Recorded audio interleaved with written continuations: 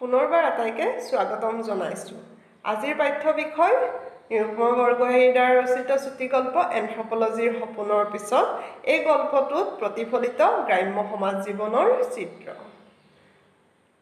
এন্থ্ৰপলজিৰ সপোনৰ পিছত গল্পটো গ্ৰাম্য সমাজ জীৱন আধাৰিত গল্প। প্ৰীতিৰ বাহিৰে গল্পটোত চিত্ৰিত প্ৰতিটো চৰিত্ৰই গ্ৰাম্য সমাজৰ একো-একোটি গুৰুত্বপূৰ্ণ চৰিত্ৰ। তেওঁলোকৰ মাত কথা কাৰ্যাৱলী সকলোতে গ্ৰাম্য জীৱন প্ৰবাহৰ প্ৰতিটো বৈশিষ্ট্য পৰিস্ফুট হৈছে। অকল চৰিত্ৰই নহয়, পৰিৱেশ পৰিস্থিতিৰ চিত্ৰণ, প্ৰকৃতি জগতৰ বৰ্ণন সকলোতে এই বৈশিষ্ট্য বিৰাজমান।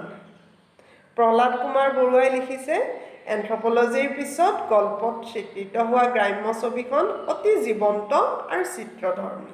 তেনে জীৱন্ত চিত্ৰধৰ্মী বৰ্ণনা গল্পটোৰ আৰম্ভণিতে দেখিবলৈ পাওঁ।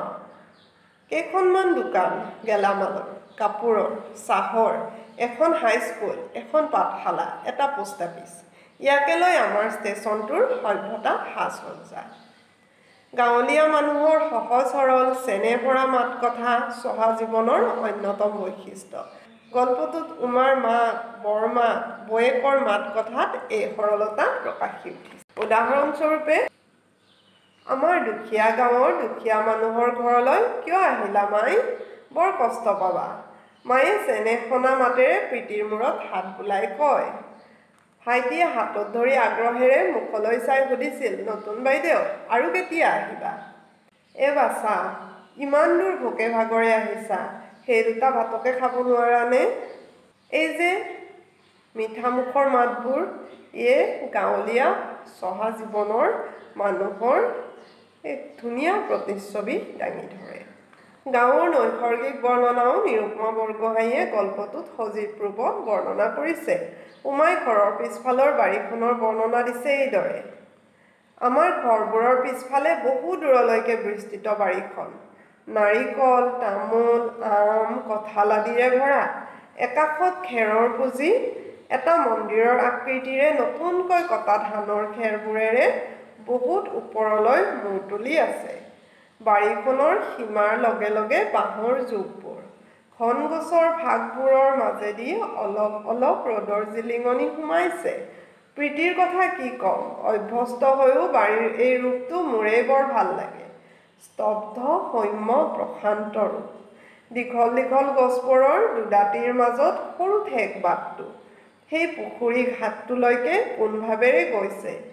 কি সুন্দৰ মৌন শান্তি এটা বিৰাজ কৰিছে যেন।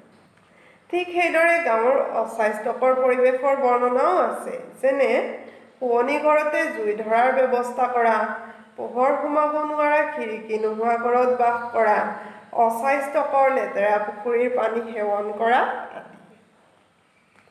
গাঁৱত বোৱাৰীয়ে কাহিলি পুৱাতে শোৱা পাতি এৰি কাম বনত ধৰিব লাগে। উমাৰ আজলী বৌয়েকজনী তাৰ জ্বলন্ত প্ৰমাণ। গাঁৱৰ জীয়ৰী বোৱাৰীয়ে পুখুৰী বা নৈৰ ঘাটলৈ পানী নিবলৈ অহা দৃশ্যও গল্পটোত আছে। কাষত এটা কলহ আৰু হাতত এটা বাল্টি লৈ বৌ পুখুৰীৰ ঘাটলৈ আহে। গাঁৱত মানুহে যৌথ পৰিয়াল পাতি বাস কৰে। উমাহঁতৰ পৰিয়ালটো আছিল যৌথ পৰিয়াল।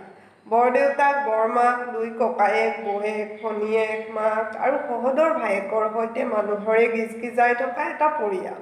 আকৌ আলহী অতিথিৰ আগমন হ'লে তেওঁলোকক চাবলৈ ওচৰ চুবুৰীয়াৰ অবাধ আহ-যাহ চলে। সময়তে আকৌ ওচৰ চুবুৰীয়াৰ লগত অশ্ৰাব্য ভাষাৰে হাই কাজিয়াও লাগে। সেই হাই কাজিয়াই বাঢ়ি গৈ কৰ্ট কাছাৰী পায়গৈ। পৰচৰ্চা কৰা, মানুহৰ কুৎসা ৰটনা কৰা আদিও এই গল্পটোত দেখিবলৈ পোৱা গৈছে। গাঁৱলীয়া বয়োজ্যেষ্ঠ মানুহে খং প্ৰশমন কৰিবলৈ বহু সময়ত খুন্দনাটোতে কোব ধৰে। তেনে এক চিত্ৰ। ভিতৰতে গুজৰি গুমৰি বঁটাখন টানি লৈ সকলো খং খুন্দনাটোৰ ওপৰতে পেলাই ডাঙৰ মায়ে খুব জোৰে জোৰে তামোল খুন্দিবলৈ লাগিল। গ্ৰাম্য সমাজখনত বিশেষকৈ আজিৰ পৰা কিছু বছৰ আগতে জীৱন জীৱিকা সম্পৰ্কে মানুহৰ সহজাত ধাৰণা আছিল যে পঢ়া শুনা কৰাতকৈ খেতি বাতিত ধৰাই ভাল। গল্পটোত এই চিন্তা প্ৰকাশি উঠিছে ললিত চৰিত্ৰটোৰ পঢ়া এৰাৰ প্ৰসংগত। আমাৰ বৰদেউতাই পাঠশালা পাছ কৰি উঠাৰ পিছতেই হালোৱা চহাৰ ঘৰৰ ল'ৰাই নালাগে বল লিখা পঢ়াই শিকি চাকৰি কৰিবলৈ, খেতি কৰিলেই আমাৰ পেটৰ ভাত মিলিব বুলি পঢ়াৰ পৰা এৰুৱাই আনি ললিত দাক খেতিত লগাই দিলে।